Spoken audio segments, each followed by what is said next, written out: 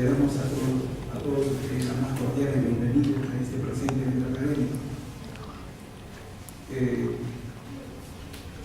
Nosotros, como institución académica y democrática, reafirmamos nuestro más contundente compromiso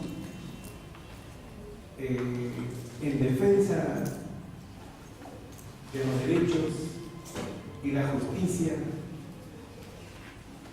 de las personas, de manera especial las mujeres, niños y adolescentes, que día a día vienen siendo víctimas de agresiones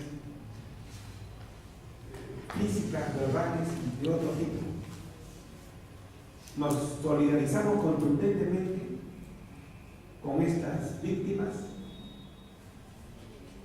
y a la vez, con bastante vergüenza, manifiesto de que lamentablemente en nuestro país, en esta parte del continente, ocupa el tercer lugar en maltratar, en violar, en dejar, en atropellar los derechos de la familia y de manera especial de los niños y de las mujeres. Por otro lado, el Estado, quizás con errores, con vacíos, con defectos y también, ¿por qué no decirlo?, con virtudes, ha diseñado estrategias legales, ha creado herramientas legales para combatir este flagelo social. Y este es el motivo por el cual nos convoca a ustedes, señores participantes presenciales, y a los participantes en la modalidad virtual. Nos convoca pues para que a través de los diversos especialistas en la materia analicen de manera sustantiva y consensual estas herramientas legales para erradicar de manera contundente pues este problema social que aflige pues a la familia peruana. Señores participantes, yo soy el coordinador del presente diplomado. Este diplomado comprende 16 clases académicas, 18 son de manera presencial y 14 clases, rectificar, y 6 clases de manera virtual. A todos ustedes les he entregado una ficha de asistencia. Ahí señala pues las clases presenciales para evitar venir en las fechas virtuales, en las clases virtuales. Este diplomado acaba como un diploma que es acreditado por el Ilustre Colegio de Abogados del Callao. Para la obtención de este diploma, pues hay que cumplir ciertos requisitos, un examen de la lectura que se debe entregar en la carpeta respectiva y un trabajo monográfico que se entregará al final del presente diplomado. Quizás advertamos determinados deficiencias o errores en el transcurso de todo este diplomado. Ténganlo por seguro que pondremos todo de nuestra parte para que ello no suceda, y de poder suceder vamos a rectificarlo y vamos a subsanarlo en la medida para que ustedes sean los mayores beneficiados. Sin más preámbulos, señores participantes, le damos la bienvenida al doctor Fernando Delgado, quien es constitucionalista de alta trayectoria, y hoy día nos va a disertar el tema vinculado al derecho de familia y la unión y la convivencia en el Perú, ¿no? Le damos el pase al doctor Fernando para iniciar la primera clase. Gracias.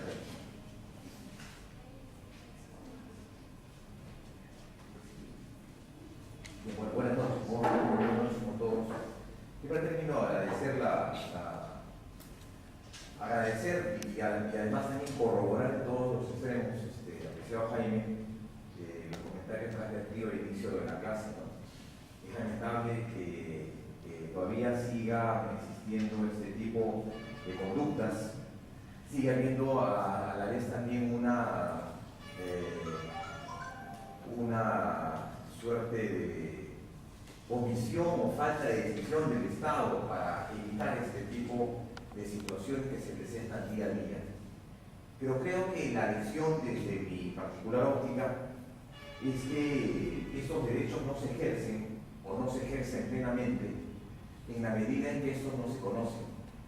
Me refiero a los derechos que le acuden o que le son reconocidos hace ya muchísimos años a estos plexos, a estos llamados plexos de indefensión, en los cuales están contenidos no solamente la mujer, el niño, la madre embarazada y además también el discapacitado y el anciano, estos llamados plexos de indefensión o personas en situación de extrema vulnerabilidad.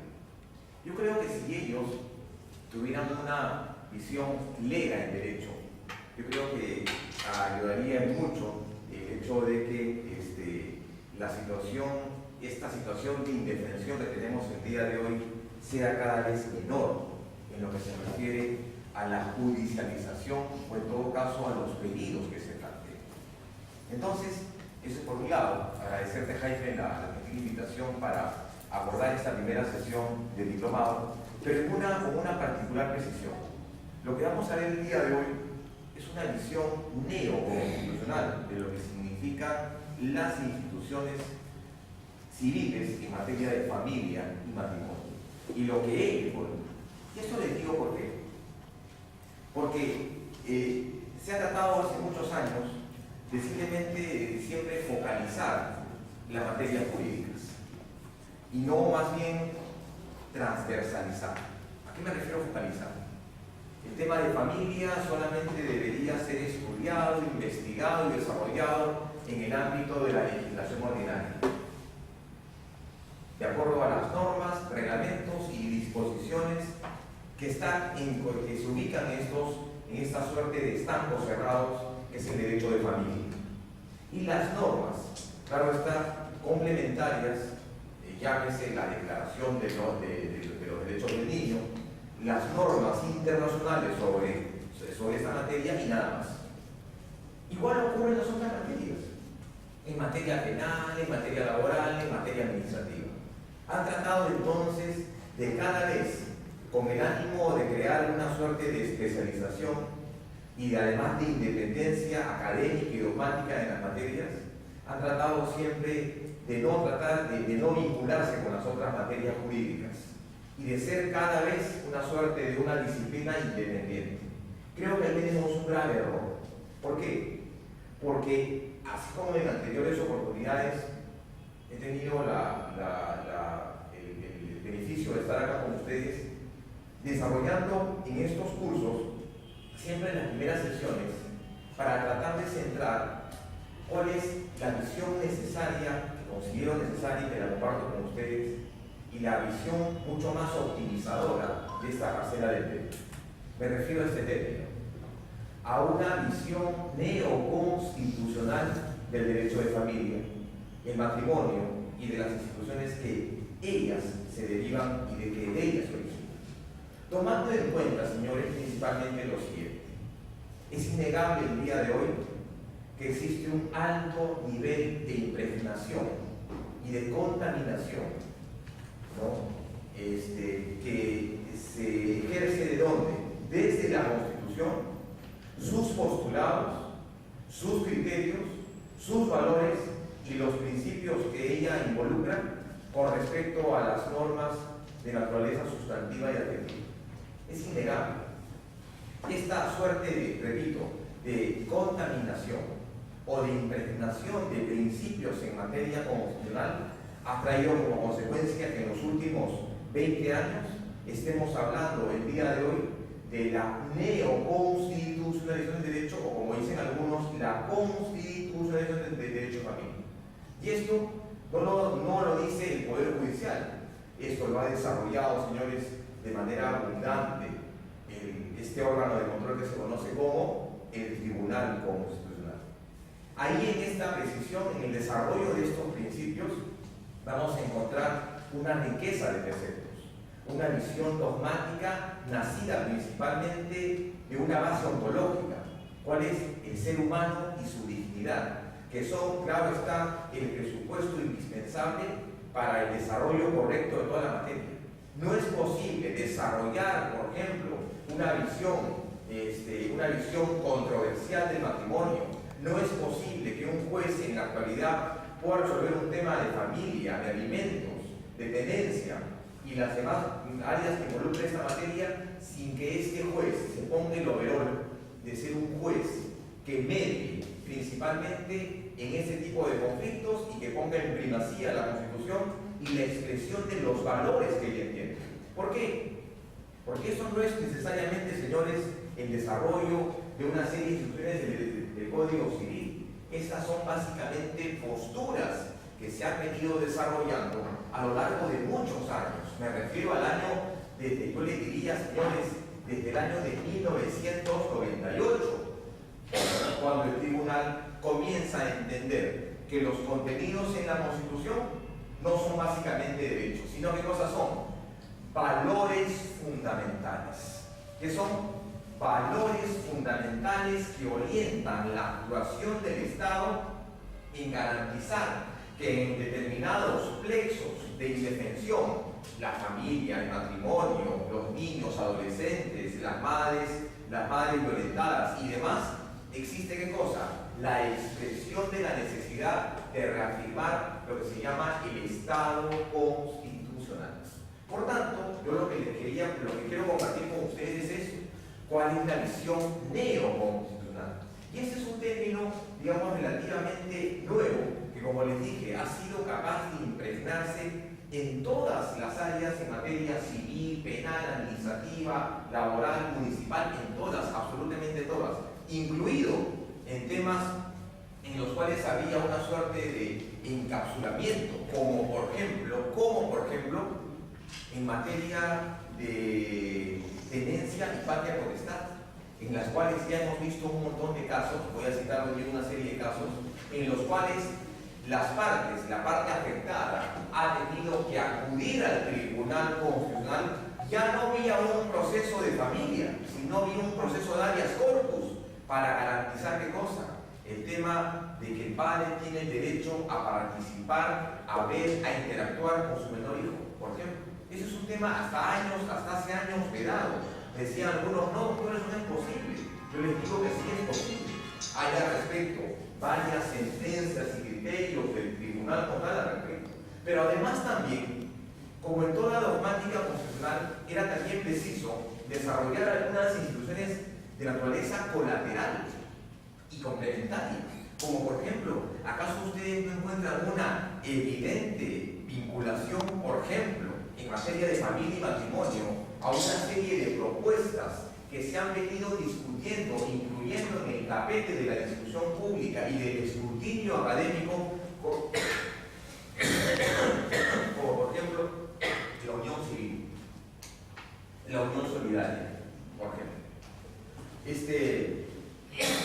Esta ley que se dio hace algunos años y que se volvió a discutir el año pasado, la píldora del día siguiente, que tiene que ver con este método anticonceptivo, por ejemplo.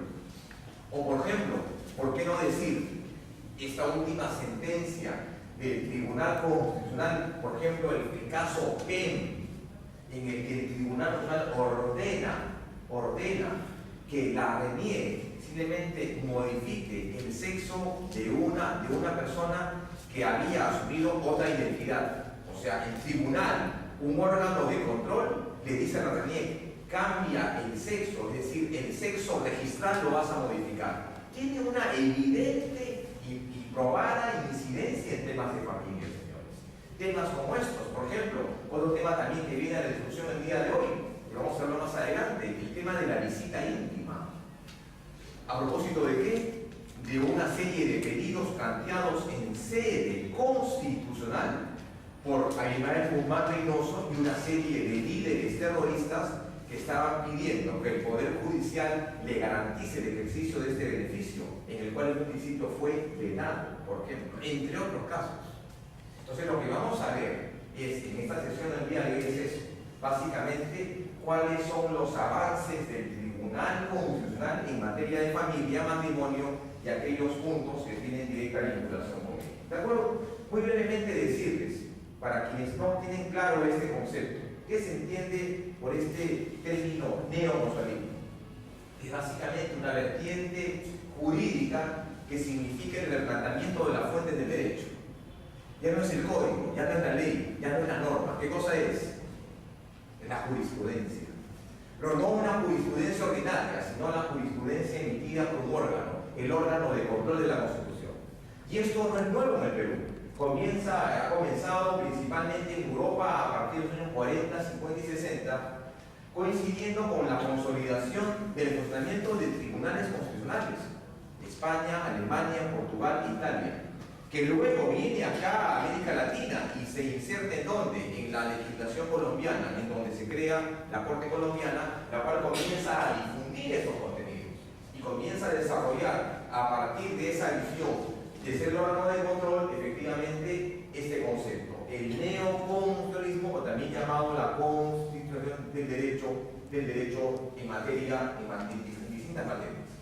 Pero esto incluye, entre otros, son 16 características, solamente voy a mencionar 3, que nos permitan, digamos, enfocar y ubicar cuáles son los criterios de interpretación, no solamente del juez, del operador, del demandante, demandado, o quien tiene esa tutela de derechos. ¿Se entiende qué cosa? Que la Constitución, señores, no es únicamente aquella norma de carácter fundamental en la cual encontramos derechos y libertades y poderes del Estado, sino también la Constitución se erige y se yergue como una garantía jurisdiccional. ¿Qué significa? Una norma en la cual vamos a encontrar las condiciones mínimas para la judicialización de los derechos, la plena efectiva vigencia de los derechos fundamentales, que supone que el derecho sea reconocido y que después se le brinde una vía idónea para su protección.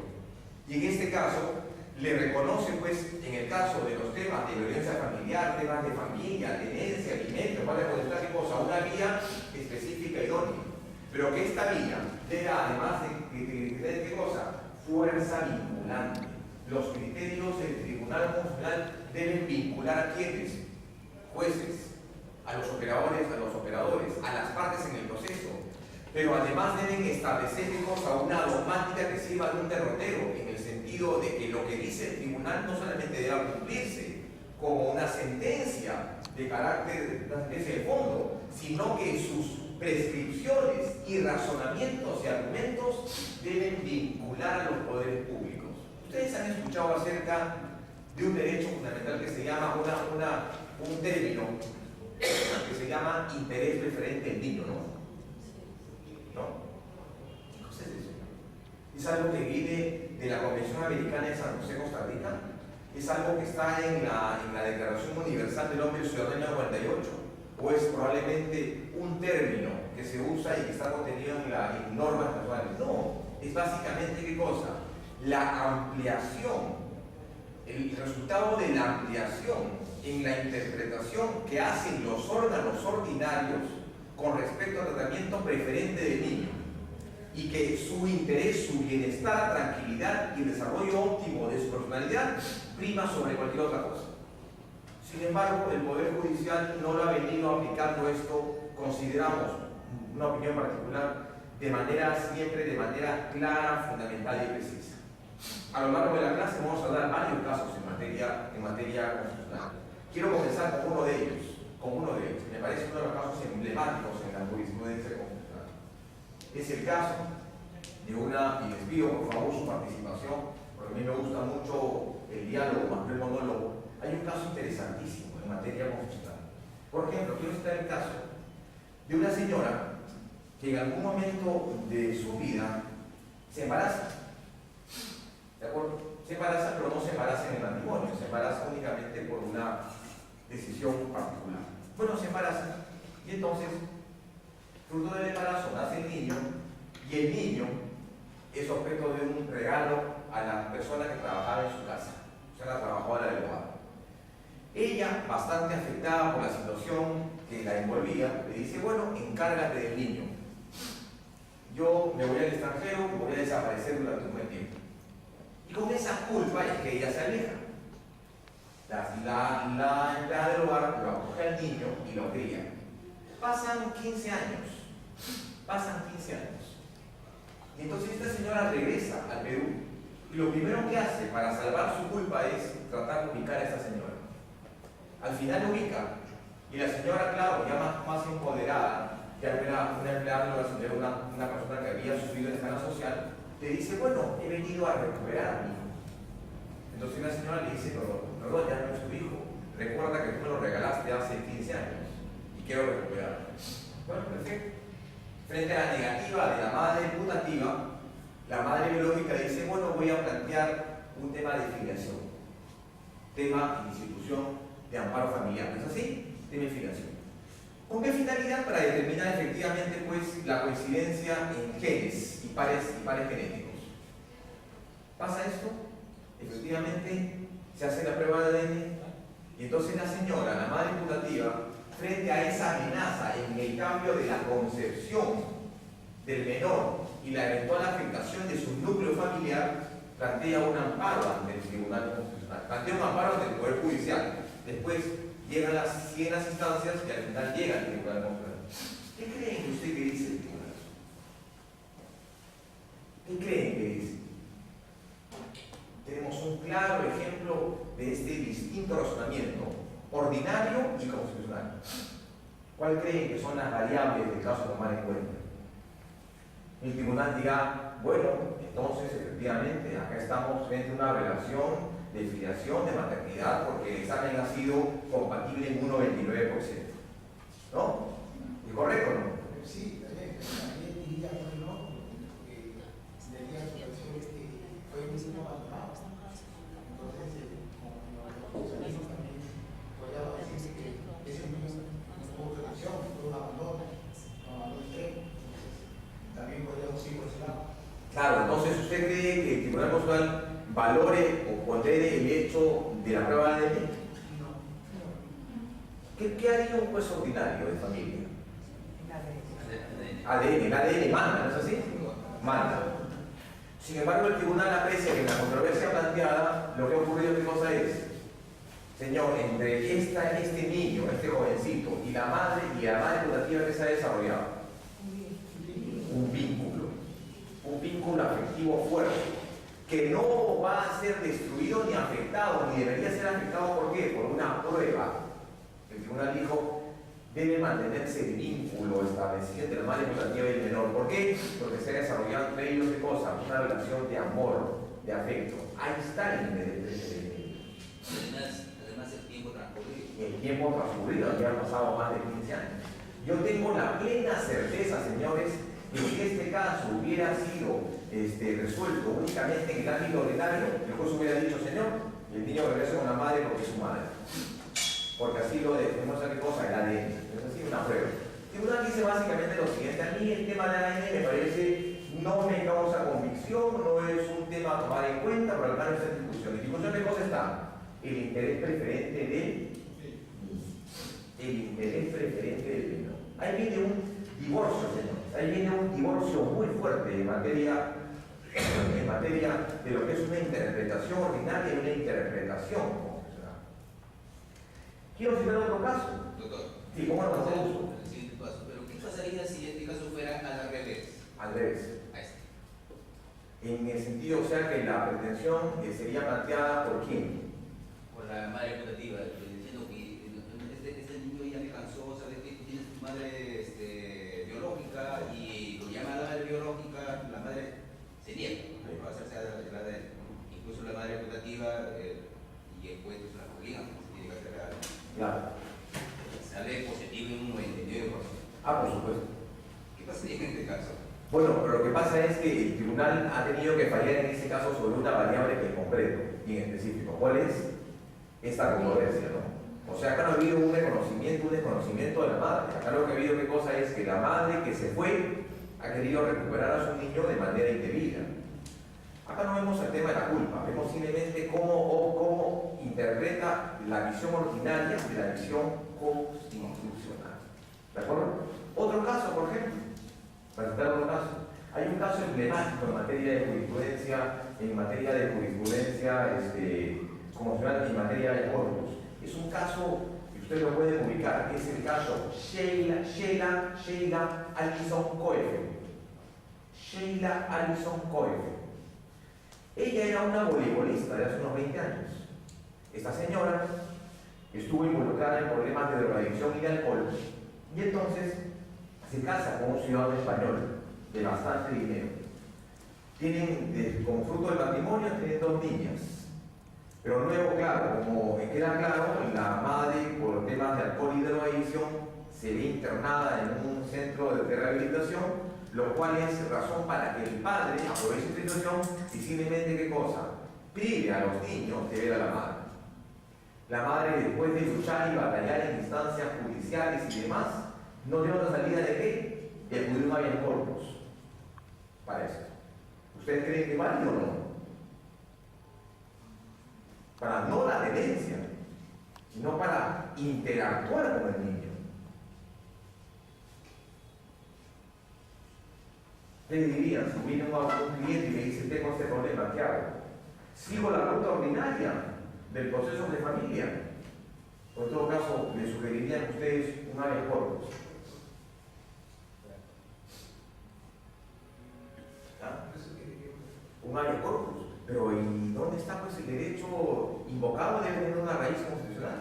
¿Qué le dirá el tribunal, señor? Pero la vía ordinaria debe ser el tema, la vía procesal correcta, ¿cuál debería ser?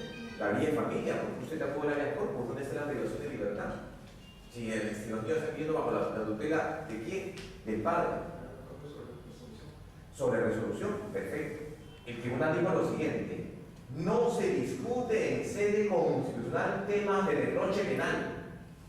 Pero sí, el TC es competente y la legislación procesal es la idónea cuando tienen que discutirse temas que tienen que ver con ¿qué? Con el libre desarrollo de la personalidad de un niño. Que el niño además sea parte de la familia, que el niño se encuentre acogido en una familia y además que el espacio familiar garantice ¿qué cosa? Un correcto desarrollo en el ámbito de ¿qué? En el ámbito de su dignidad. Temas como estos se han visto. Y no es uno, señores. Son 25 casos en materia de familia en la cual el Tribunal Constitucional ha tenido que pronunciarse al respecto.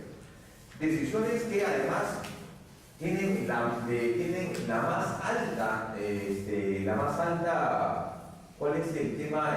¿Cuál sería el tema en cuestión? Que tendrían además el más alto nivel de vinculación por tratarse de una sentencia de un tribunal constitucional. Más adelante en la clase vamos a ver 12 casos en los cuales el tribunal ha tenido criterios con respecto al tema de familia. Quiero entrar de frente a la precisión constitucional, la fuente. ¿Dónde está contenido el derecho de familia?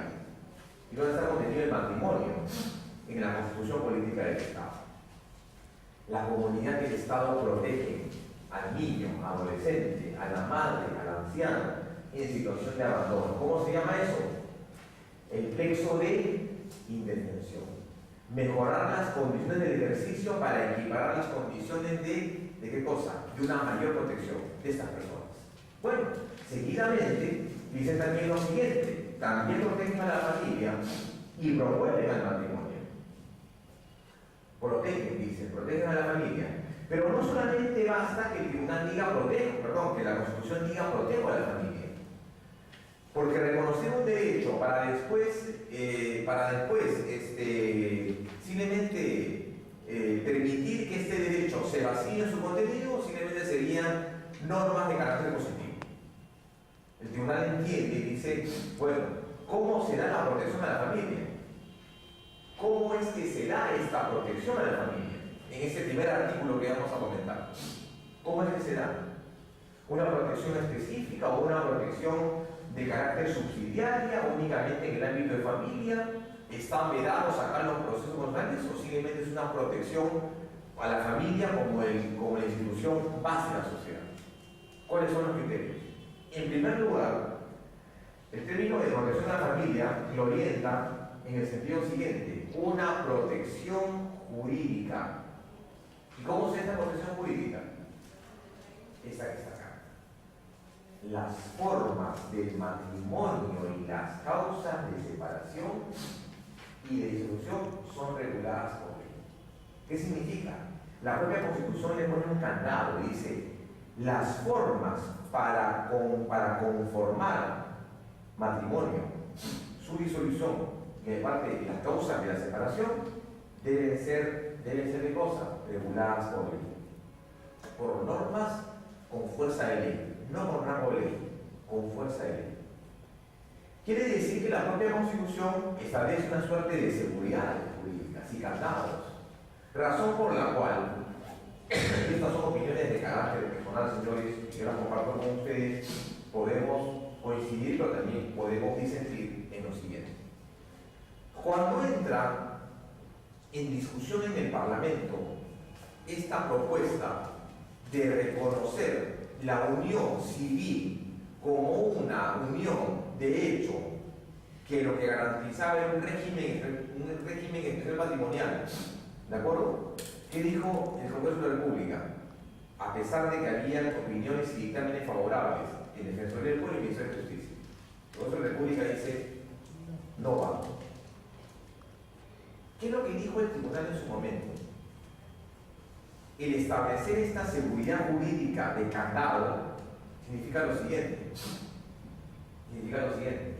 que no se pueden crear figuras homólogas o análogas al matrimonio que no tengan un reconocimiento constitucional.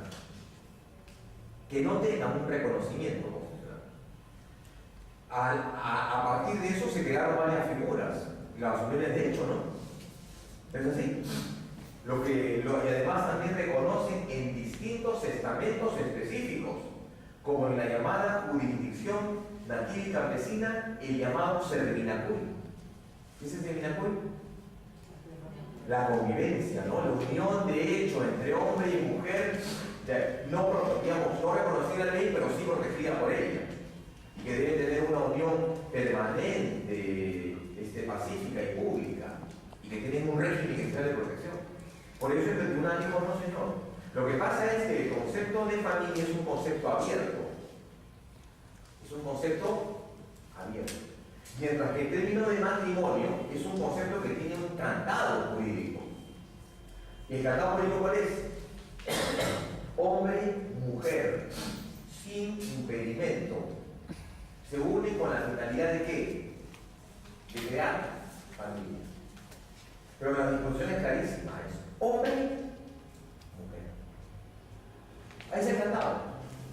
Figuras homólogas o análogas que pretenden homologar esa situación en otros regímenes no es posible. En todo caso, tendría que ser una reforma en la Constitución.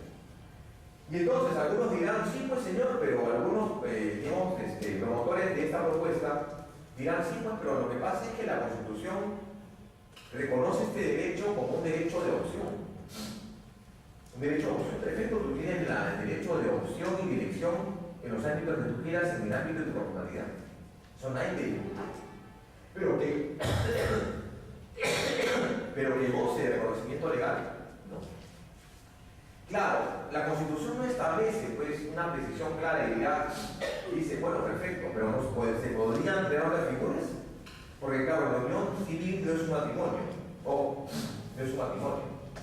pero es una figura contemplada y que pretendía ser protegida en el texto de la Constitución. Y la omisión al respecto de la Constitución abría esa posibilidad.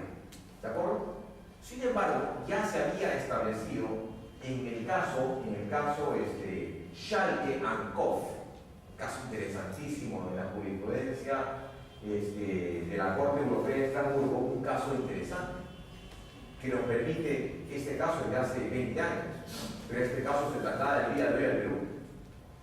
El caso Schalke and Koff eran dos ciudadanos suecos, hombres los dos, que van al registro civil y hablan con el registrador y le dice, señor registrador, queremos casarnos, le dice, queremos casarnos. Sí, le dice el registrador, pero ustedes no pueden casarse, porque por lo que yo veo son hombres. Y la Constitución y las normas suecas dicen que el matrimonio es hombre y mujer. Y aparte de las normas solidarias suecas, también reconocen el matrimonio hombre y mujer.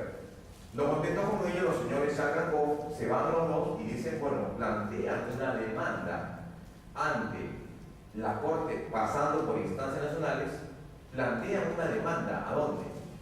A la Corte Europea de Estrasburgo, en donde uno de cuyos artículos dice lo siguiente: todos los ciudadanos comunitarios tienen derecho a casarse. ¿Cómo interpretamos? ¿Es válido o no es válido entonces?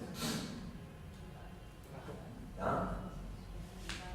La falta de precisión en la pareja trae como consecuencia un derecho, ¿no?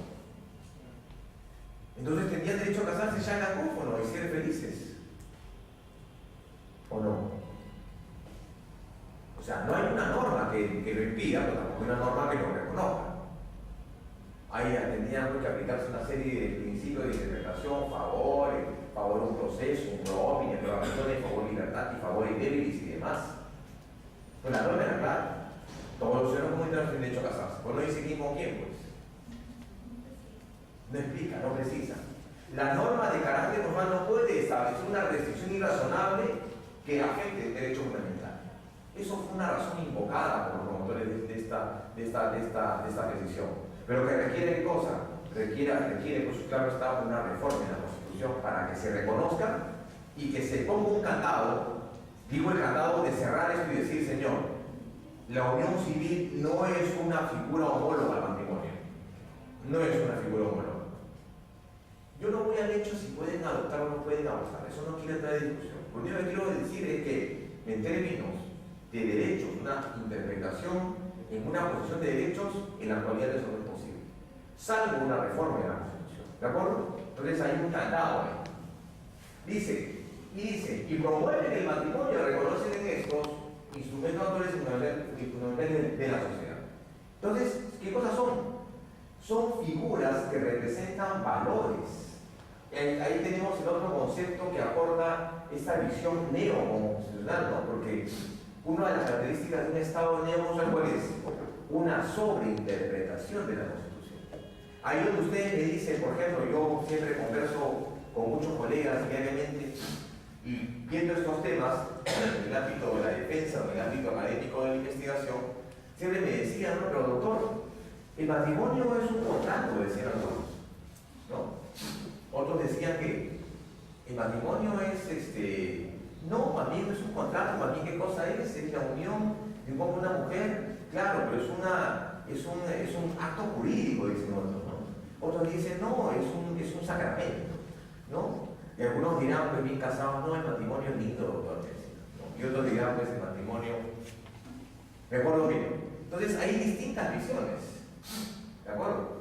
Pero para dentro de la visión constitucional, el matrimonio, ¿qué cosa es? Un valor fundamental. ¿Por qué un valor fundamental? Porque en él se desprenden y se desarrollan ¿qué cosa? Tres conceptos que a nuestro modo de ver, señores, resultan sumamente importantes. Vamos a ver esos tres conceptos antes de entrar al desarrollo de eso. Un segundito, ¿dónde está? Aquí está. El llamado dinamismo personalizador. La institución de familia es el ámbito adecuado para la conformación del sujeto humano. Esta función personalizada se utiliza en la familia a través de 7 dinamismos. De dinamismo personalizado. Si ustedes han leído la Carta Política, van a encontrar que las dos finalidades de la Constitución con respecto al individuo, ¿cuáles son? Primero, garantizar su dignidad, ¿de acuerdo? Como la necesidad básica del Estado. Y la segunda, ¿qué cosa es? Dignidad, ¿qué cosa es? Garantizar su bienestar general. El Estado entiende, ese Estado laico como el peruano, entiende que un sujeto, que un individuo, que un hombre, una mujer, ¿de acuerdo? Encuentra mayores posibilidades de mejora en este elemento dinamizador en un hombre dentro de un matrimonio, dentro de una convivencia sana, en compañía de soledad. No digo entonces que los solteros sean infelices, no me refiero a eso, pero que esos elementos ahondan al concepto de la felicidad. ¿Entienden? Es el elemento dinamizador. ¿Por qué el matrimonio se entiende como un valor en el texto de la Constitución? El segundo dice, de acuerdo a este concepto, dice, y promoviendo la integración del yo y plasmando así la normalidad integral del ser humano. ¿Significa esto? La normalidad integral del ser humano, ¿qué significa? El desarrollo de todos los plexos del individuo. El ámbito laboral, económico, afectivo, familiar, paternal, en fin. El matrimonio permite eso. o determinada institución homóloga o análoga. ¿Te permite? Tercero, dice, abre cauces de una genuina relación interpersonal mediante el cual se consigue una estabilidad. Inicia a los sujetos en la sabiduría humana que conduce al humanismo y se concreta en un proyecto de vida. Tres conceptos por los cuales el tribunal entiende de que el matrimonio y la familia, ¿qué cosas son? Son valores fundamentales. ¿De acuerdo? Bien.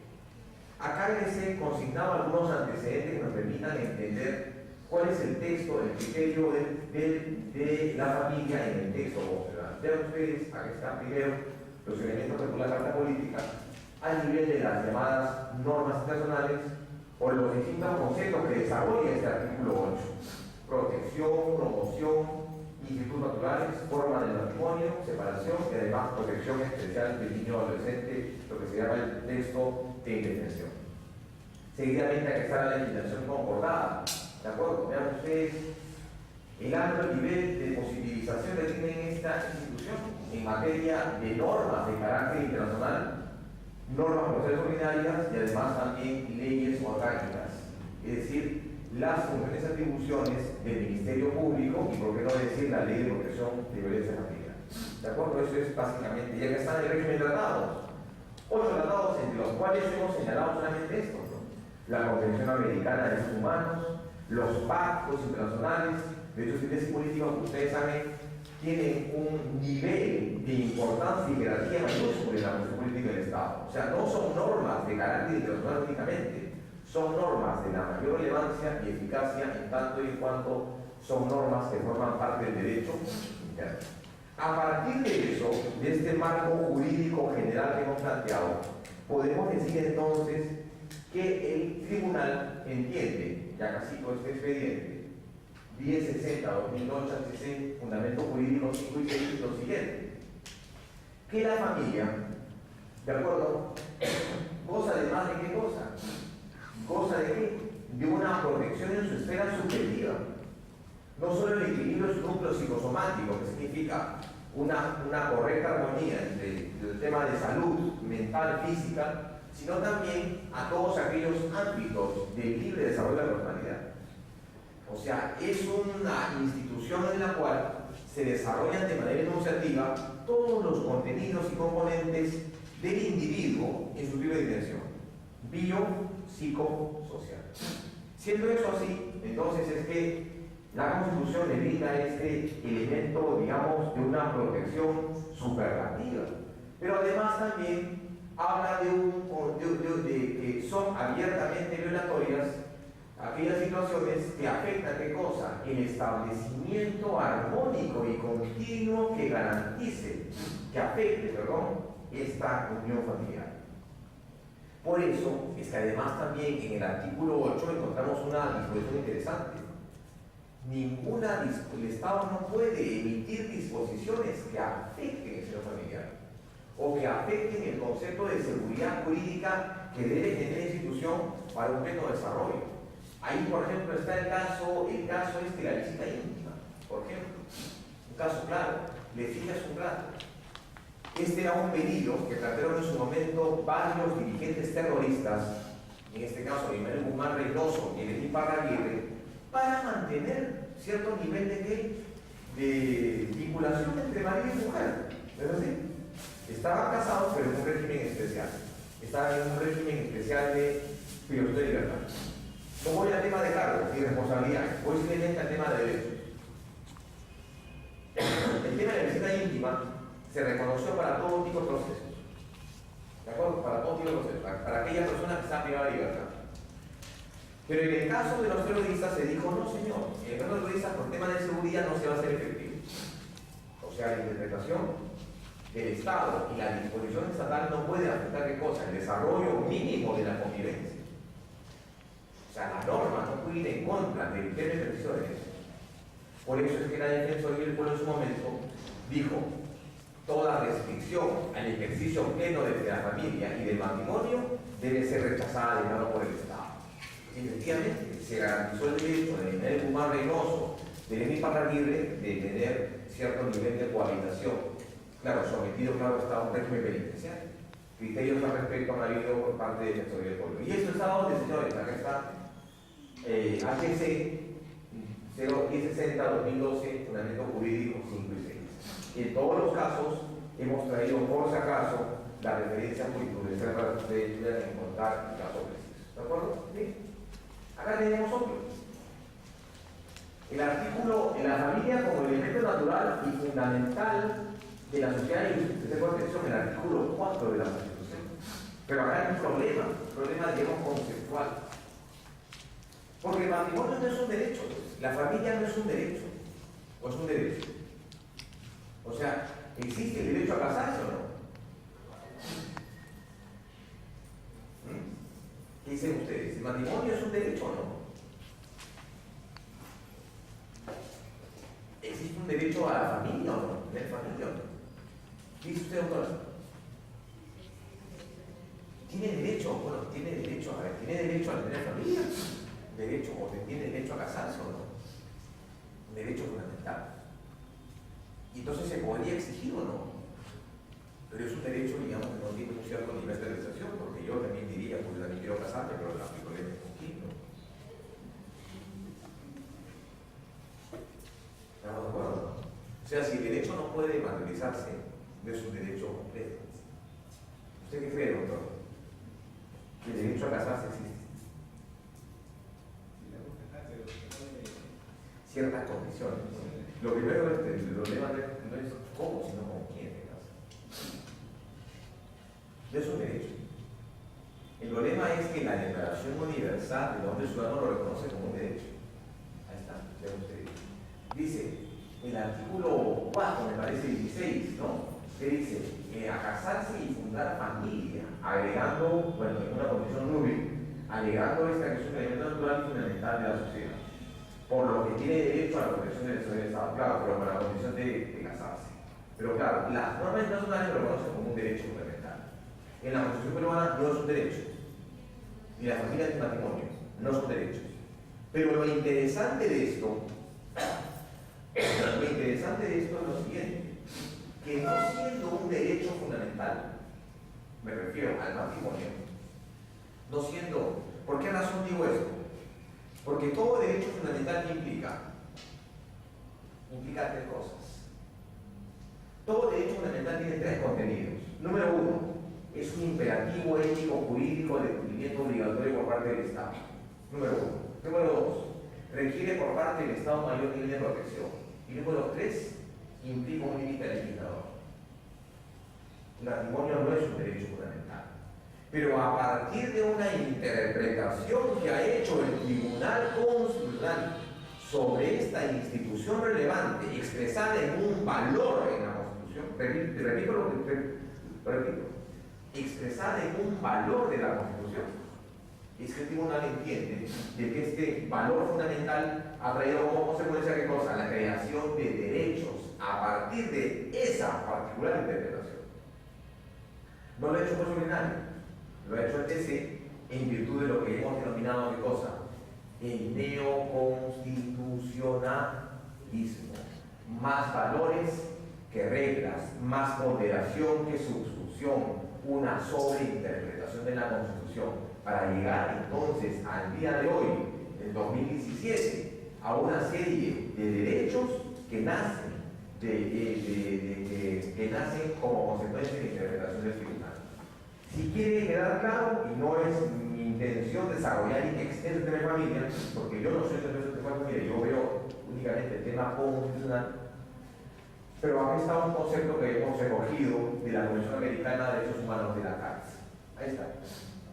Lleva a que se les reconozca como aquel grupo de personas que se encuentran emparentadas y que comparten el mismo techo. Eso es lo que dice la CIDH. Y me siento que solamente para que quede claro el concepto, de familia.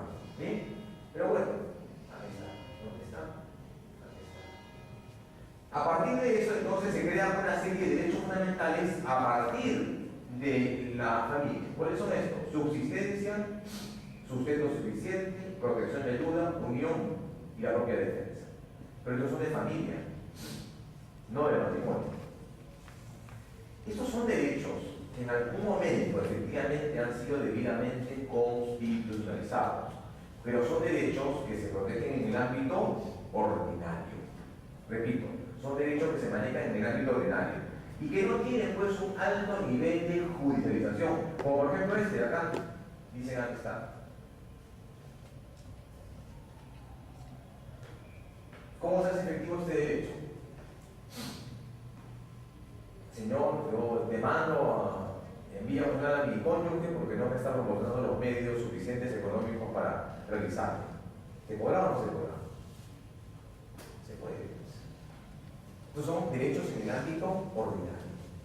¿De acuerdo? Es decir, si el derecho en cuestión no tiene un nivel de materialización y de efectividad del derecho, es un derecho ordinario. ¿De acuerdo?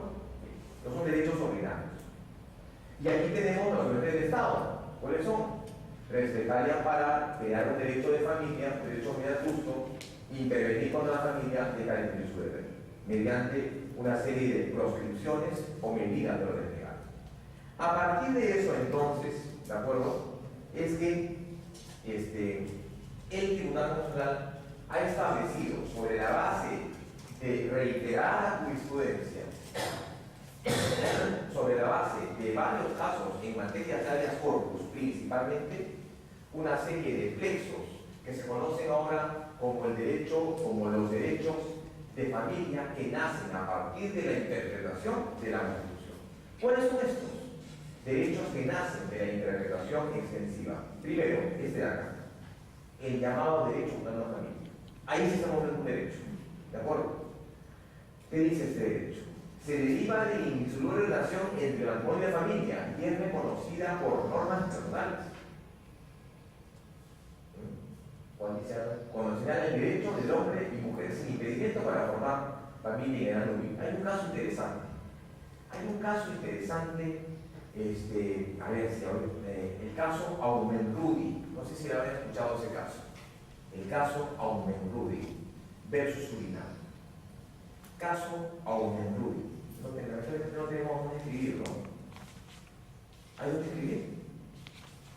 Se puede evitar solamente para unos tantos más, si es posible. Caso Aumenrudi versus Surinam.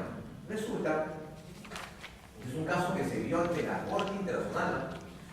Resulta que en Surinam se había establecido. Surinam es una isla que está más o menos en el Caribe, cerca a Colombia,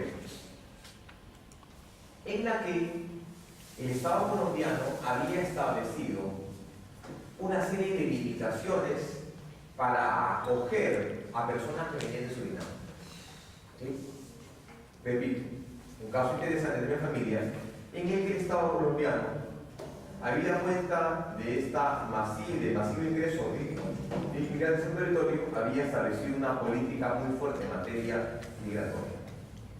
Entonces, resulta que mucho tiempo después, Colombia, para poner fin a esto, da una norma y dice, sí, solamente vamos a permitir de cosas, que entre las familias no. ¿Quiénes pueden entrar al territorio colombiano? Que vienen de Surinam. Únicamente qué cosa? Hombres, los hombres o las mujeres. No me importa si tienen familia. ¿De acuerdo? No solamente no puedo dar el trabajo a uno o a otro. ¿Qué trae eso como consecuencia? ¿Qué pasa si una familia está con miras o a cortas de emigrar a Colombia y entrar de manera ilegal? Obviamente esta disposición de cosa va a afectar. Va a tener como consecuencia la disolución del tipo de familia. Va a tener como consecuencia la extinción de esta relación. El poner trabas a esta relación trae como consecuencia una afectación directa de derechos fundamentales. El caso Aumenrudi es interesante. El Estado no puede, emitir normas a ese respecto. Derecho a fundar familia. Primer derecho fundamental creado por la jurisprudencia. Siguiente. El derecho a la protección de la familia. Dice, se funde el reconocimiento de la familia como elemento natural y fundamental de la sociedad, pero también son mandatos que el Estado se abstiene de implementar mecanismos de injerencia o de aplicación de derechos. El Estado debe abstenerse, ¿Únicamente el Estado o también los particulares? El Estado o los particulares. Se entiende de manera extensiva que es también los particulares. Todo ente, no solamente el Estado, sino todo ente que realiza una actividad material. Acá quiero establecer un caso interesante. Pero si pueden tomar nota, sería el caso, sería interesantísimo tomar en cuenta que a pedido de Jaime Guillén me dijo, por favor, la presentación se va a colgar en el canal virtual del IBQ. Así que no se preocupen, todos los datos están ahí. He hecho el esfuerzo y aparte el compromiso con el aprecio de siempre consignar la base jurisprudencial, ¿de acuerdo? Está el extracto de la jurisprudencia, está la sentencia y es más, en algunos casos he puesto también el fundamento jurídico para que ustedes tengan una rápida lectura. Hay un caso interesante que es el caso Scholl Pérez. Caso Scholl Pérez. Caso Scholl Pérez. Es Scholl Pérez. Scholl Pérez. Caso Scholl Pérez. Scholl Pérez. Un caso interesantísimo. Es uno de los primeros casos y los casos más importantes en materia de familia. A ver, quiero opiniones al respecto. Resulta que el señor Scholl Pérez, un marino, que en alguna oportunidad estaba afiliado o asociado al llamado Centro Naval del Perú, pero que este marino tenía hijos, tenía hijos de su matrimonio actual, pero además también tenía una hija de otro matrimonio, de otra relación. ¿De acuerdo? Otra relación. Entonces el señor Pérez ingresaba regularmente al Centro Naval sin mayor limitación ni problema alguno. Pero un buen día, el señor Scholl Pérez recibe notificación de Centro Naval que va a proceder a una recaracterización. Entonces él, consciente de también reconocer a favor de su hija, ¿cómo se llamaban esas hijas? Hijas espurias, ¿no las se llaman hijas? Extramatrimoniales. Qué feo nombre, no, espurio. Espurio es ilegítimo, ¿no? Un término muy despectivo. Bueno, entonces el hecho es que el señor Scholl Pérez quiere hacer ingresar a su hija de otro matrimonio, de otra relación. Y su trabajo le dice que no. O sea, le da el carnet a las hijas del matrimonio, más no a la hija, digamos, extramarital. Alegando que ellos únicamente actuaban conforme a sus estatutos. Entonces el señor Scholl Pérez plantea un amparo. Llega al Poder Judicial, el Poder Judicial, como siempre, en una opinión totalmente cuestionable, dije, no, pues son estatutos de la propia entidad y aparte estamos hablando del Estado, ¿no? Dice, el Estado no puede, pero es un particular. El Centro Naval ha actuado conforme a su estatuto como un ente privado. La segunda instancia confirma. ¿Qué dice el tribunal? No, señor, acá qué cosa tiene que evaluarse. Las familias ensambladas. ¿Qué cosa? La familia ensamblada.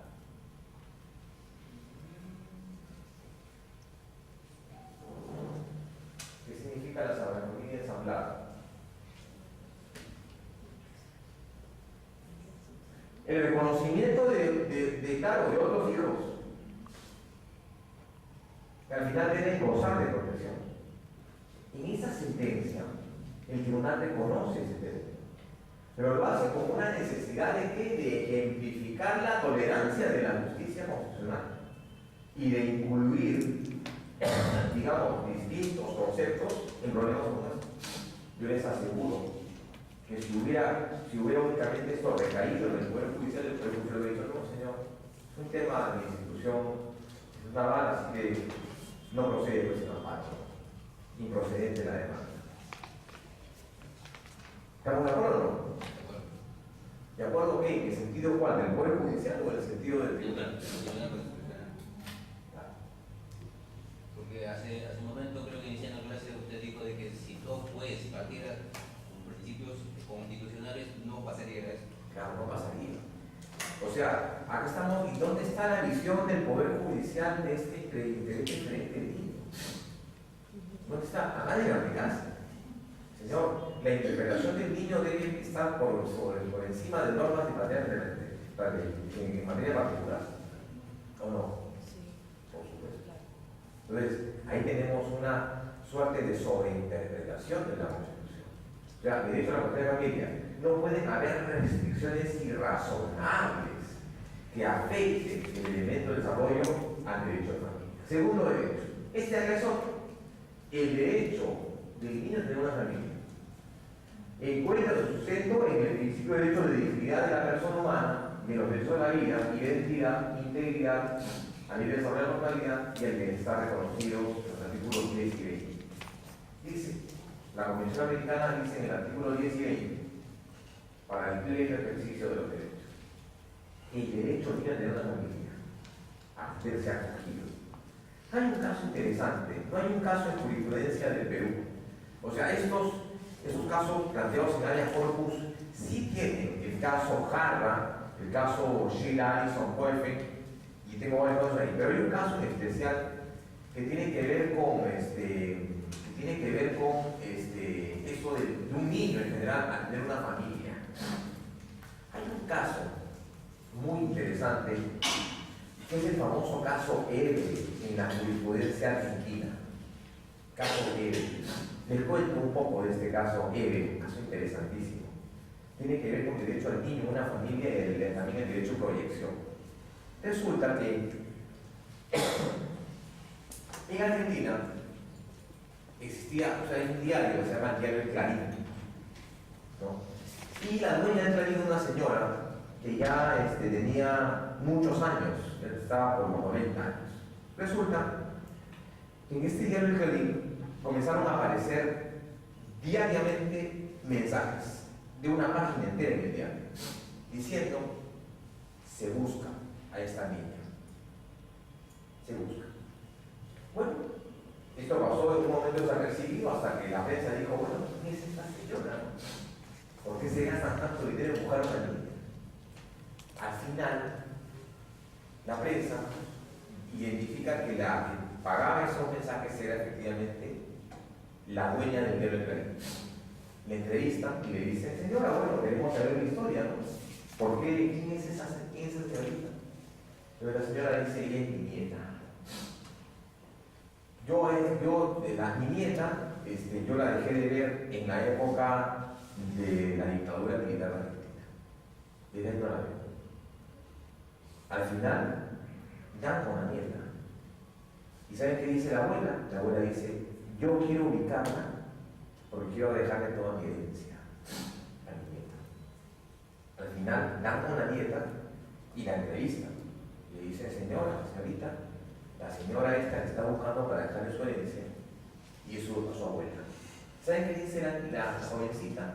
Dice: no tengo nada que ver con ese señor. Yo tengo mi papá, tengo mi mamá y yo no tengo ninguna relación con esa señora. Así que por favor no me moleste.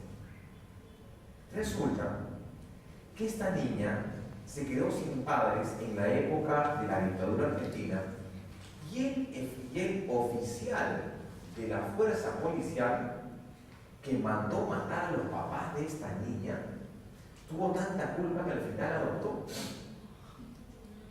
y se convirtió en su papá de esta niña que tenía 4 o 5, tenía tiempo poco de nacido, entonces la crió.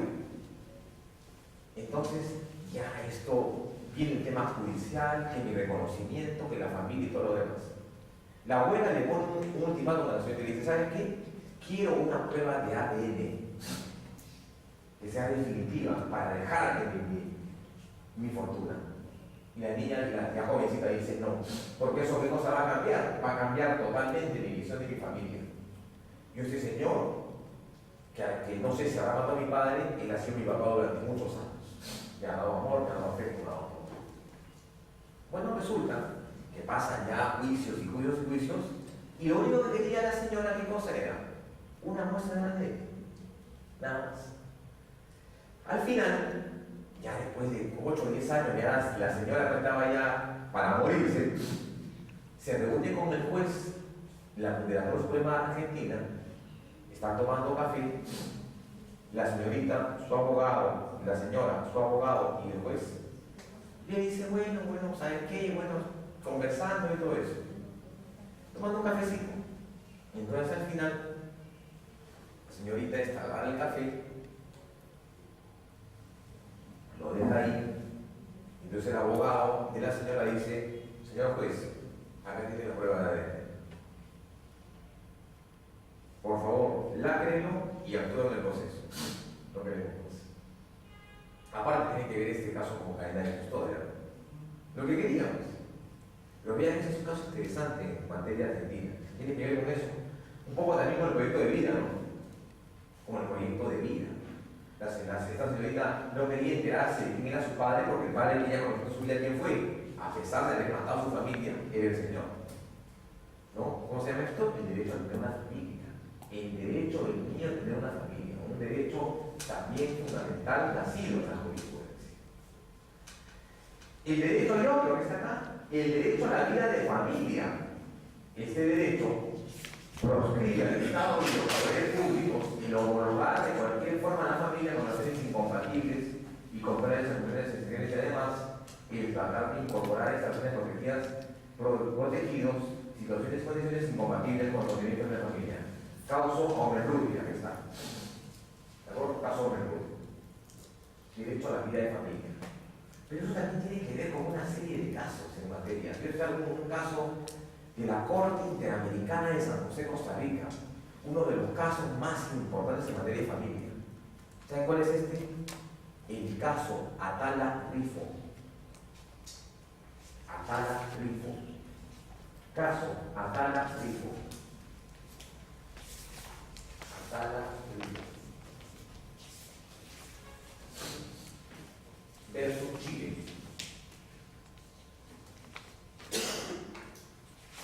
Caso Atala Rifo versus Chile.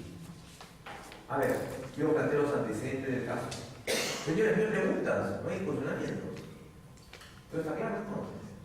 Si no hay dudas, yo sumo dos cosas. O se ha entendido muy bien la clase, o no se ha entendido nada. Bueno, prosigamos con el caso. Está larguito, interesante este caso. A ver, este caso ocurre en Chile, en el que la señora, los dos eran chilenos y aparte eran abogados, los del matrimonio, ¿no? Los dos eran abogados. La señora Atala Rifo era abogada de la Corte, del Poder Judicial, y el esposo era abogado de estudio. Bueno, se casan, tienen una convivencia feliz, hasta que más o menos después de unos 8 o 9 años, ¿no? Deciden tener hijos, ya tienen 2 niñas de 7 y 9 años. Perfecto. En ese interín, el esposo le plantea a la señora, le dice, mira, ¿sabes qué? La relación no va más, por favor, te pido el divorcio. Te pido el divorcio. Mira, tú quédate con las niñas, quédate con la casa, con el carro, y yo lo único que me llevo al gato nada más. ¿De acuerdo? Eso va a ser nuestro acuerdo conciliatorio. Perfecto, así se quedó durante 2 años. Pasan 2 años, y el señor Atala Rifo, el esposo, cuestiona y dice, señor, hoy quiero dejar sin efecto la patria potestad de mis 2 menores hijas y dejar sin efecto todo ese acuerdo conciliatorio. ¿Qué había pasado?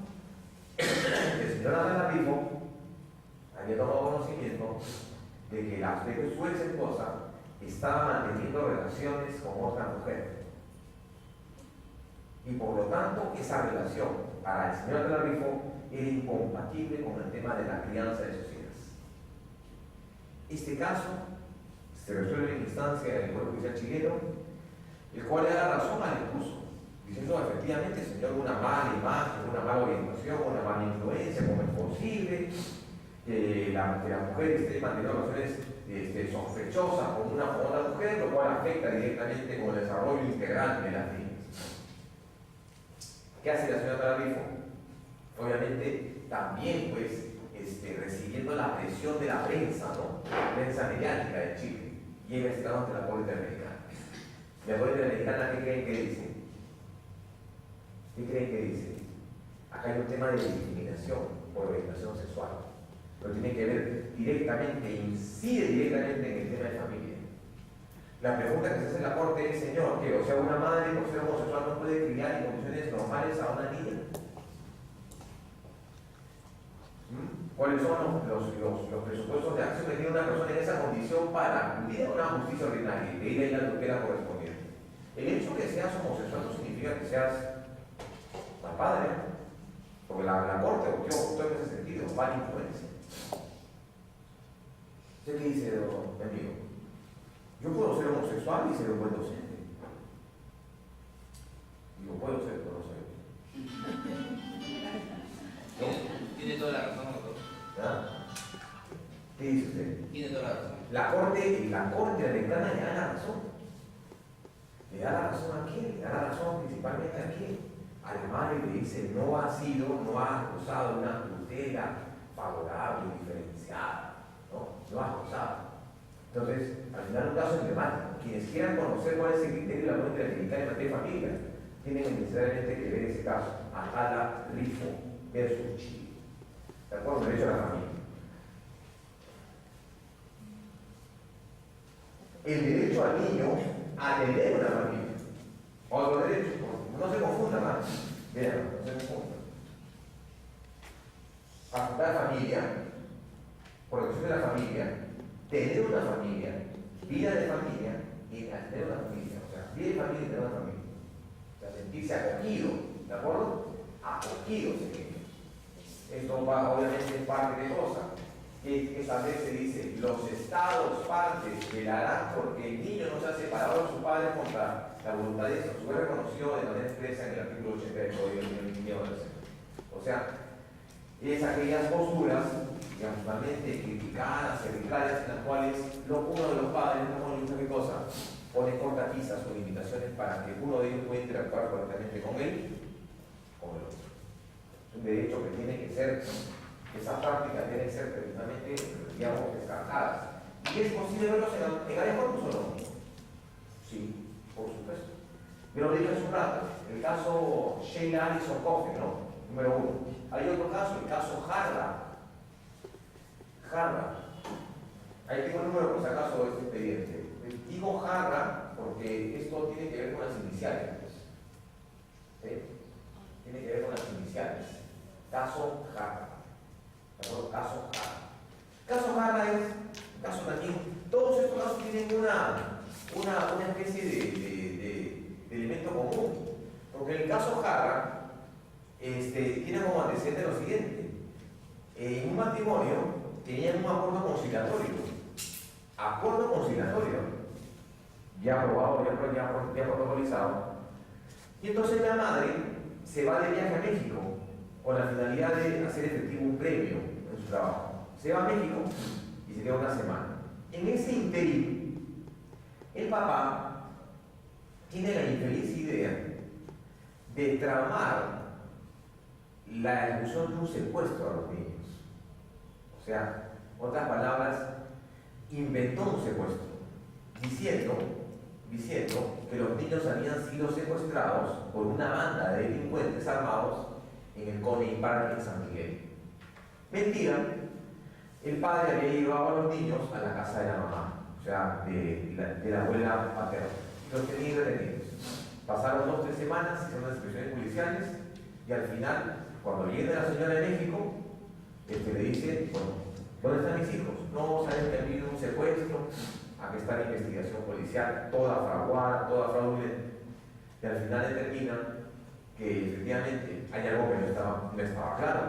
¿Qué hace la madre? La prima de corpus para pedir efectivamente el derecho de qué? De interactuar con sus hijos.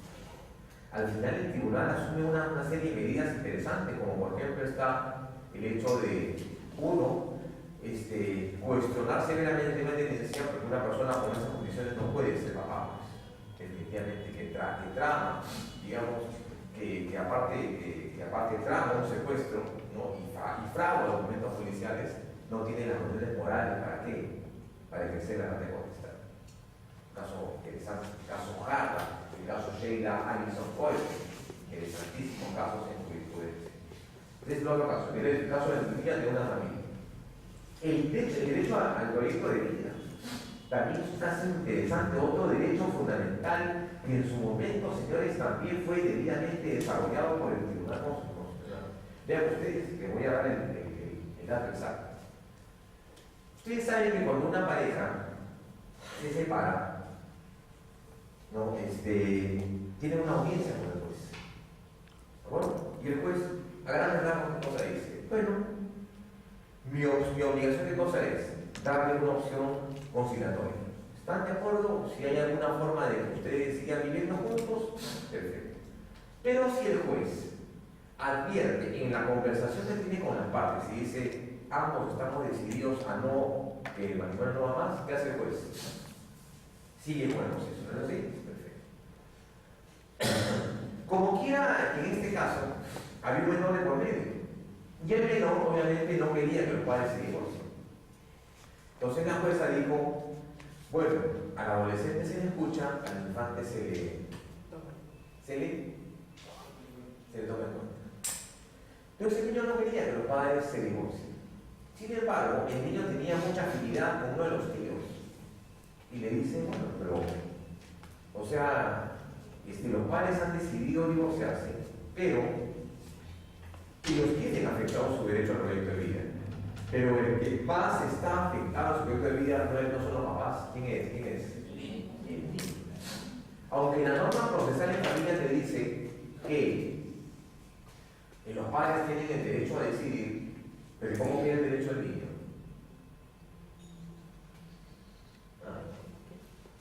Claro, el tribunal dice, señor, usted va a tomar en cuenta, o sea, si el niño quiere que los padres no se separen, no se separen. No, pues tampoco me refiero a eso. Pero debe haber mecanismos que permitan una mayor moderación, un mayor peso específico, un elemento que vamos a tomar en cuenta con respecto a este proyecto de vida que se está afectando al niño. Es un caso interesante. El proyecto de vida, ¿qué cosa es? Un estimado, una probable realización del derecho que se ve frustrado, que se ve qué cosa, que se ve de alguna manera limitado o afectado, de manera irreversible, lo llamado proyecto de vida.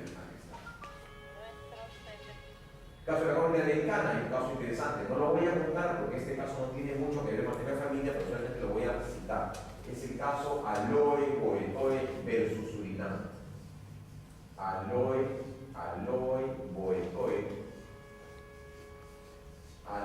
Boetoe versus Surinam. Caso de la colonia interamericana. Aloy Boetoe versus Surinam. ¿De acuerdo? Ese es el caso que tiene que ver con proyecto de vida. El caso de la afectación al proyecto de vida. ¿De acuerdo? ¿Hay más derechos nacidos de la jurisprudencia o no? Este dato que ya lo vimos es el tema del principio constitucional y la reserva legal de distribución. Acá dice lo siguiente, no solamente por ley puede ¿qué cosa? Establecerse las restricciones, la disolución y la finiquitación de ¿qué cosa? De una relación matrimonial. Y aparte tiene que fijarse ¿qué cosa? Figuras precisas, ¿no? No puede haber una cláusula, indeterminada. Esto es he puesto acá algunos temas de esto de la unión civil, ¿de acuerdo? Una de las varias modificaciones, las dos denominaciones usadas, se usa también el término del matrimonio civil, ¿de acuerdo? Que establece pues una situación civil de convivencia, ¿no? Pero con una protección económica, ¿de acuerdo?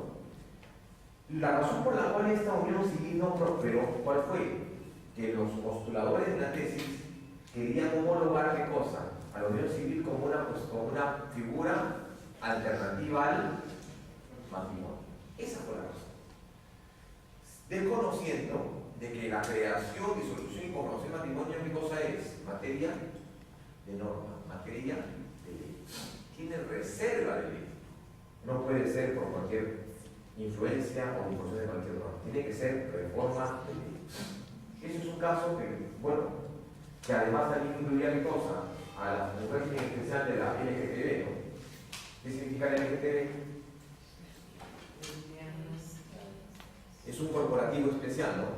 Lesbianas, gays, transexuales y bisexuales. ¿De acuerdo? Una norma que no prosperó. Sin embargo, la otra que sí prosperó fue esta, ¿no? La de unión solidaria, que a la fecha existe, ¿o no? ¿Qué significa la unión solidaria?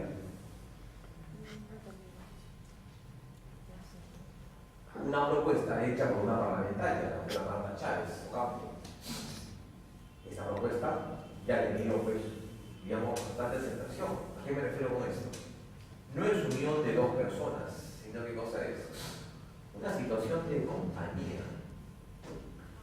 Dos personas que viven juntas hace muchos años, que tienen una condición de, no voy a decir pareja, ¿de acuerdo? Pero se acompañan mutuamente, teniendo una compañía permanente, habitual, pacífica y pública, en la cual, pues, evidentemente se establecen una serie de reconocimientos en materia patrimonial, que puedan, ¿por qué no?, heredar uno del otro, que exista, ¿por qué no?, también beneficios a nivel pensionario y una serie de otras, digamos, acreencias a nivel literario, ¿no? O sea, imaginen que dos personas, no necesariamente pareja, un hombre y una mujer que viven juntos durante muchos años. Entonces, uno se muere y este señor que se muere pretende dejar al otro el tema de la herencia. Por ejemplo, ¿no? Ambos tienen alguna propiedad, por ejemplo, la propiedad pasa al otro. ¿Qué pasa si la persona que fallece tiene heredero forzoso, pero quiere dejar a esta persona? O sea, es un régimen mucho más flexible, ¿no? Que no implica el reconocimiento de un estatus especial. Simplemente es, como su lo dice, con la voluntad de dos personas, pueden ser hermanos, amigos, con origina de derechos y obligaciones de asistencia mutua. Pero yo creo que eso está estipulado en el Código Civil como parte del legatario. Legatario. Claro, pero acá, digamos, lo que se ha pretendido es de alguna manera darle un constitucionalidad. Así es. ¿De acuerdo? Bien.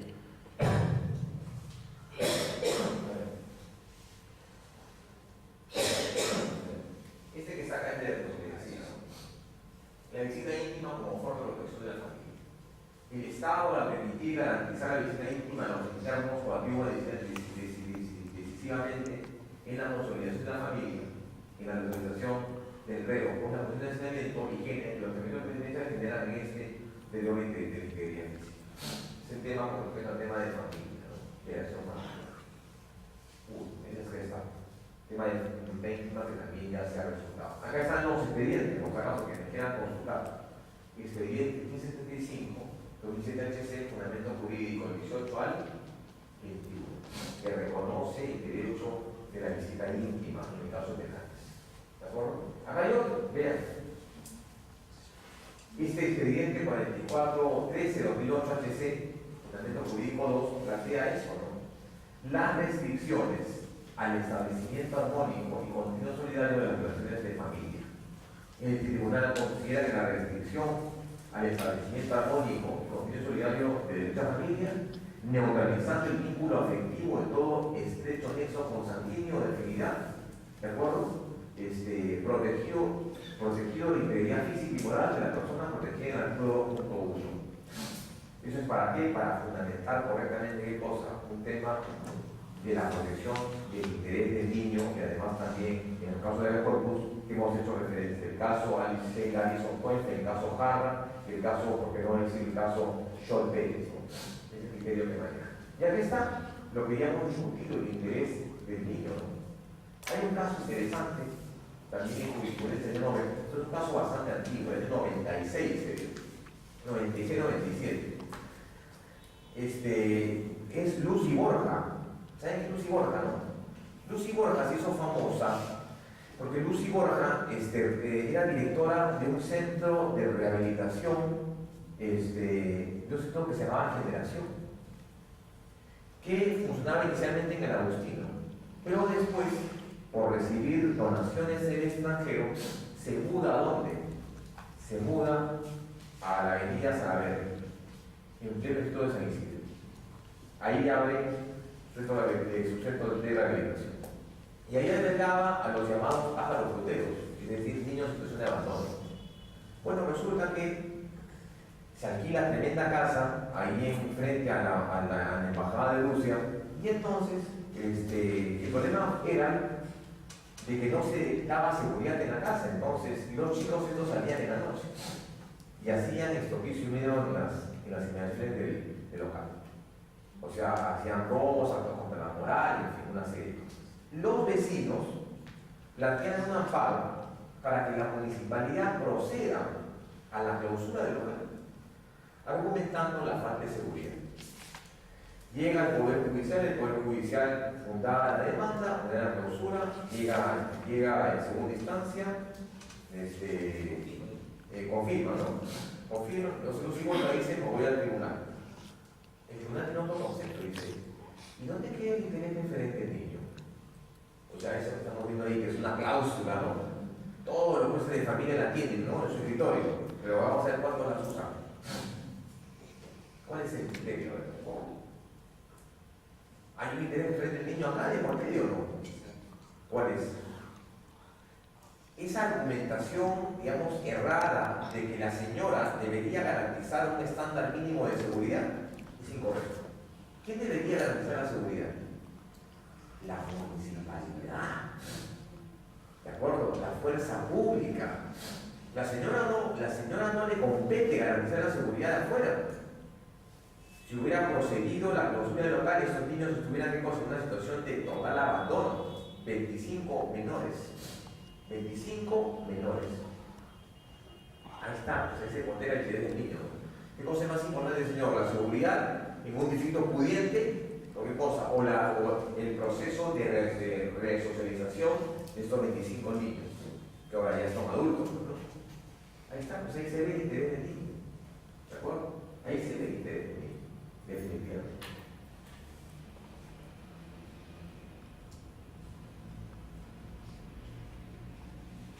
Esto es en el caso de la unión de hecho, ¿no? El artículo 50 de la Constitución, la unión estable entre varón y mujer libres de impedimento matrimonial, que logran un lugar de hecho. Pero ¿qué se requiere básicamente por una unión de hecho? 3 condiciones. ¿Cuáles son esas 3 condiciones? De acuerdo al artículo 50 de la Constitución. Permanente, pública y pacífica. Por tanto, debe quedar claramente establecido que no es indispensable ¿qué cosa? Un matrimonio civil para que la unión de hecho pueda llegarse bajo el régimen de los gananciales, sino uniones de hecho. Se llaman uniones irregulares, ¿no?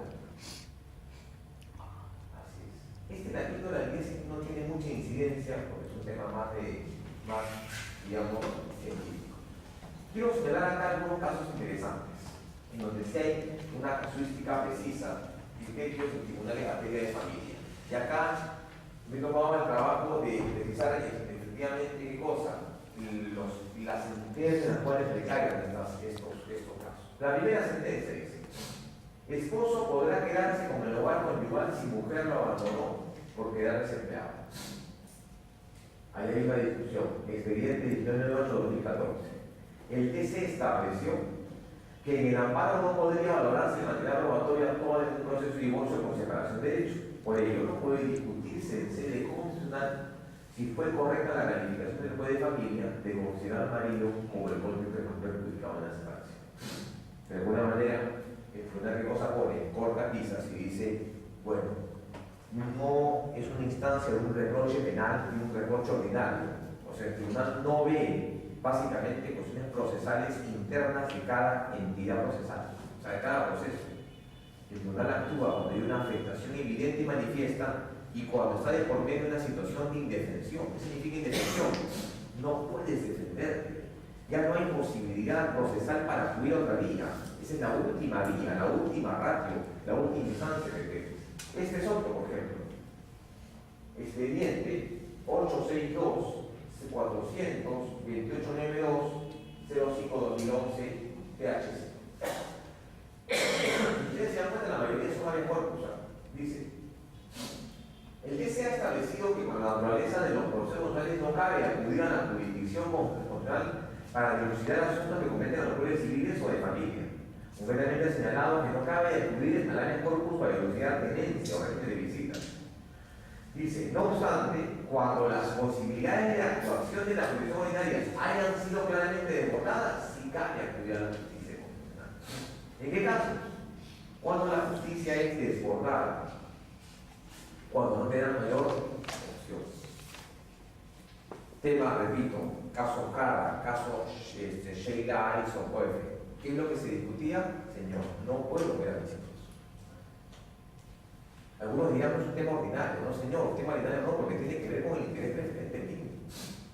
¿De acuerdo? Todo lo que hemos visto, el derecho a vivir en familia, a acogerse en una familia, a protección familiar, y en fin, todos esos derechos que hemos tenido en discusión del diálogo. Acá esto es digamos, una herramienta interesante para quienes pretendan plantear ese tipo de procesos en esta situación. Acá hay un caso interesante, ¿no? Dice, procede habeas corpus para reubicar a niños que están en situación de hacinamiento. ¿Eso es posible o no? Es posible. Ahí está la sentencia. O 1812-2013 PHC dice, los niños no deben residir en un espacio no apto para la vivienda, pues ello afecta sus derechos de integridad personal y a gozar de condiciones adecuadas de desarrollo. Por ello, en el marco de un proceso de habeas corpus, el juez podrá ordenar que goza su reubicación. ¿Quién dijo que no? ¿Se puede? Por supuesto que se puede. Siguiente, por ejemplo, ahí está. Madre no puede exigir declaración de paternidad de hijo fallecido. Ahí está la prescripción en jurisprudencia, por eso son padres. ¿No? Dice, tal como señala el artículo 407 del Código Civil, corresponde solo al hijo y no al transmisible a sus herederos cuando él se fallece. Consecuentemente, la madre no se encuentra legitimada para iniciar un proceso como el objeto de reconocimiento del hijo luego de su muerte. Dice, esta área, en otro caso, dice, control constitucional de una resolución judicial de declaración de paternidad matrimonial frente al derecho del bien menor. Se declara vulnerado el derecho al debido proceso demandado en un proceso de violación matrimonial, pero suspende los efectos nullificantes sobre la resolución atacada, aquella que lo declara como padre del menor. Expediente 4509-2011. Acá hay otro caso. Presentar una partida de nacimiento falsa para garantizar qué cosa, el cobro de derecho habiente, trae como consecuencia qué cosa, que esto sea una falta grave en la laboral. ¿A qué me refiero? Una persona presenta una partida de nacimiento, declara un hijo para tener mayor acreencia, falta grave. Falta grave. Ya eso está declarado en varios jugos, ¿no es así? Aquí está nuevamente expediente 5039-2011 PATC TC no podrá otorgarse indemnización a cónyuge si es declarado rebelde en el proceso. Expediente 782-2013 PATC. Otra secretaria que se establece que reglas procesales deben flexibilizarse en las acciones de menores. Ya hemos eso que dice, expediente 4058. El principio del interior del niño comprende, entre otras cosas, una actuación tuitiva por parte de los operadores penales a quienes corresponde la adecuación y flexibilización de las normas de interpretación que de ellas se realice, a fin de lograr la aplicación más favorable con dar fin a la solución de la controversia reclamada. Ahí tienen entonces una correcta interpretación de la regla de menores. Todos estos casos, señores, entonces, ¿qué es lo que quiero, digamos, plantear el día de hoy con esta suerte de presentaciones que hemos dado a conocer? ¿A qué me refiero? Que existe pues que el derecho de familia ha sido pues entonces, de alguna manera se ha visto desbordado por el tema de la jurisprudencia etc. Aspectos como el interés preferente del niño, el funcionamiento de tenencia, alimentos también, alimentos también hay un caso que no le incluye acá por un tema de tiempo, pero es un tema que dice, ¿no? Dice, el padre alimentista, padre o madre, tiene derecho a solicitar la información sobre cómo y de qué manera se vienen efectuando los alimentos.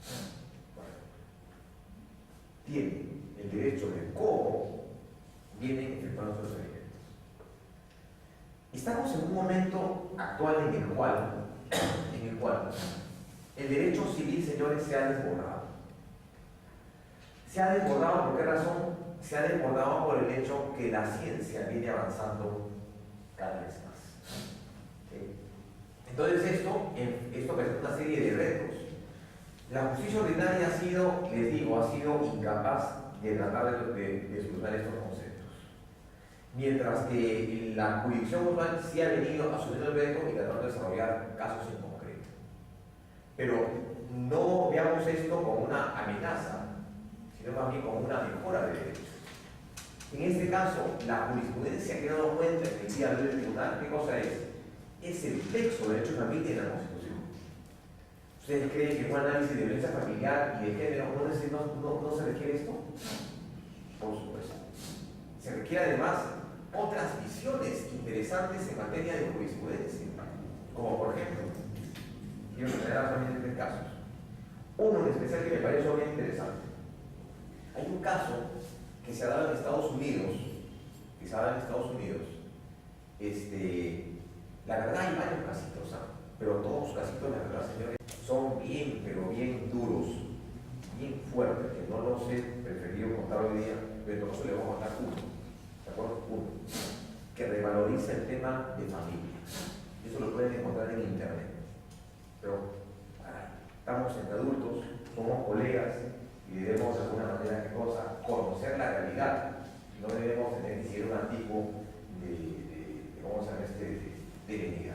Hay un caso interesantísimo en tema de familia. Es el caso de Boris Becker. Eso lo pueden encontrar en internet. Esta es la base legal. Boris Becker. Boris Becker era un tenista. Quienes están con celular a eso lo pueden ubicar. Boris Becker era un tenista del ATP alemán, que en una oportunidad se fue a jugar un campeonato a París. En París, luego de su actividad deportiva, Boris Becker contrata los servicios de una prostituta, una trabajadora sexual. Entonces, llega a un acuerdo económico y Boris Becker le dice: mira, la verdad, yo no quiero tener coito contigo. Lo que quiero únicamente es que me practiques un sexo oral. Nada más. Practicado el mismo, ¿de acuerdo? Con el semen de Boris Becker, ella se autoembaraza. ¿De acuerdo? Pero obviamente sin conocimiento del señor Boris Becker. Perfecto. De ahí, toma la plata, anda, vete, puso conocer. Chao. Pasaron 9 meses y la señorita va a Alemania y le presenta a Boris Becker una demanda judicial que tenía 3 cosas. Primero, patria potestad. Segundo, alimentos. Tercero, que la niña viva con ella. Y cuarto, que le pase una maldición a la mamá. Esto llega al Poder Judicial alemán, tremendo revuelo por las circunstancias, por las particulares condiciones de la concepción y además por quien se trataba, ¿no? Entonces, el Poder Judicial dijo: bueno, un momentito, señor, acá se revaloriza el tema de familia, ¿no? ¿Cómo quedaría este caso? ¿Qué dirían ustedes? ¿Fundada la demanda de sus hijos o no? O dirían como el Poder Judicial peruano: señor, ADN y se acabó de su hija, fundada la demanda de la señora. Se llamaba Ana Ermakova, se llamaba la trabajadora sexual. ¿Qué dice usted, doctor? Fundada en parte. ¿En qué sentido? ¿Cuál es la parte fundada? Alimentos. Que viva con su papá. O una pensión para la mamá.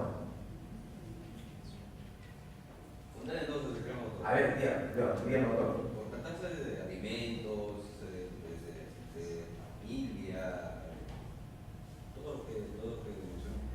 Claro. ¿Y cuál sería la parte que no procedería? Te digo, fundada en 2 extremos. En todos. O sea, ¿dónde queda el hecho de que esa niña, o una niña la final que nació, no fue concebida pues como una especie de engaño, ¿no? De una desnaturalización total de una forma de consecución familiar? Y que había un móvil económico en la madre, ¿no? Así es. Podría ser también eso, una sustitución de un fluido genético, ¿no? El Poder Judicial alemán dijo: bueno, en lo que corresponde a alimentos sí procede. En lo que corresponde también al apellido, también, como consecuencia de esto. En lo que no procede es que la madre pretenda insertar al niño en el vínculo familiar con el padre. Y que el otro, que había un móvil evidentemente económico para que la madre, digamos, use ese método vedado de entre paréntesis, inseminación. Esto llega al Tribunal Alemán, el Tribunal Alemán confirma la decisión del Poder Judicial. Con esto, señores, cambia el sentido de una serie de normas de familia, que tiene hasta influencias en Estados Unidos. En Estados Unidos hay otro caso también interesante, como el poder de vino. Un caso en el que una persona, un joven, ya de 30 años de edad, está demandando ante las Cortes Norteamericanas el derecho a la identidad. Resulta que este señor fue concebido por probeta de inseminación. Entonces ustedes saben que hay un tratado, hay un acuerdo de confidencialidad, y esta persona quiere saber quiénes son sus papás. ¿Cómo saber? Bueno, en principio es un bebé probeta, ¿no? ¿Ustedes saben qué significa bebé probeta? ¿Qué es un bebé probeta? Concebido en la corazón. No, doctora, eso no. No, eso no es un bebé probeta. Un bebé probeta es probeta.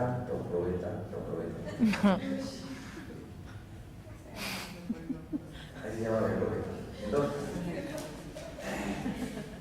Entonces, al final el joven está reclamando eso, ¿no? Hay un acuerdo de confidencialidad que no se puede revelar quiénes son sus padres. Y eso no tiene que ver con un elemento contenido directo de la familia, por supuesto. ¿Saber quién es tu papá? O tu papá es un tubo, ¿usted sabe? Derecho a la identidad. Identidad, por Es un supuesto. derecho fundamental. Derecho fundamental. ¿En qué? ¿En dónde? ¿Son niños de Perú? Una película. Ajá, no. Tiene que ver directamente, señor, derecho de identidad que va a determinar el rumbo de tu existencia con una familia. ¿O no? A pesar de que existe un acuerdo de confidencialidad de no saber quién es, porque si no diría que mi papá es un tubo, no una probeta. No es así. O sea, lo que pasa es que el derecho de familia, el derecho civil tiene que ir a la par del cambio, señores, de la movilidad social. Y ahí entonces, ¿cómo opera la jurisprudencia local? Mejora, optimiza, amplía estos conceptos de derecho familiar. Por eso cuando Jaime me dijo, doctor, que damos una clase con usted sobre el tema de familia, él me dijo, perfecto, Jaime, yo no voy a hablar nada de violencia familiar ni nada de tenencia, yo voy a hablar acerca de lo que significa el valor de la jurisprudencia local en el enfoque de familia y género. En género también hay temas interesantísimos, pero en todo caso, solamente el concepto del género en la jurisprudencia, el concepto del género ha sido claramente explicado en la jurisprudencia del TCI. En el caso Karen Mayuca, ahí el tribunal dijo algo clarísimo. Existe un sexo hormonal, sexo hormonal, sexo genético, sexo registral, sexo social. A partir de eso, encontramos la figura de género. En el caso de Karen Mayuca, doctrina jurisprudencial, donde se ha visto eso en una cuestión, en un desarrollo de derechos. Porque a partir de eso podemos ya establecer cuáles son los criterios de diferenciación y discriminación con respecto al tema de esto, ¿no? Sexo no es únicamente el tema genético, XX o XY. No, señor, el tribunal ha entendido que el sexo, el tema sexual y las distintas variables forman parte de la proyección del individuo, el derecho de manera jurídica. Además digo que el sexo también es psicológico. Por eso, es psicológico. Cuando dice que es psicológico es como independientemente qué contenido genético tengas, cómo te proyectas. Lo que plantea Karen Yantoy es una tesis interesante. Karen Yantoy fue hombre hasta los 18 años y después decidió presentarse como mujer. Se le pierde su DNI y habiendo tramitado en su cambio de nombre del cuerpo y se pierde el DNI. Y entonces el Karen le dice, no, hay contradicciones entre lo que tú pides y lo que hay en la partida. El tribunal dice, un momentito, señor, el derecho a la personalidad jurídica, nombre, sexo y nacionalidad tienen que ser debidamente interpretadas. ¿En qué sentido? Que el tema de la identidad, ¿qué cosa es? En el caso de Karen Yantoy, criterio de doctrina jurisprudencial significa la proyección del individuo en sus distintos estamentos. O sea, Karen Yantoy nunca fue operada. Karen Yantoy se presentó como una mujer a partir de 8 años, derecho a la identidad. Y el otro caso, el caso P, que interesantísimo. En caso de género podemos seguir hablando más de una oportunidad, pero era un poco ese mensaje que quería traer, ¿no? El mensaje del valor de la jurisprudencia constitucional, que en este caso de familia ha venido a redefinir pues, los contextos jurídicos y de las fuentes ordinarias del Código Civil. El valor de la jurisprudencia en el día de hoy es innegable, definitivamente ¿qué cosa es? Innegable.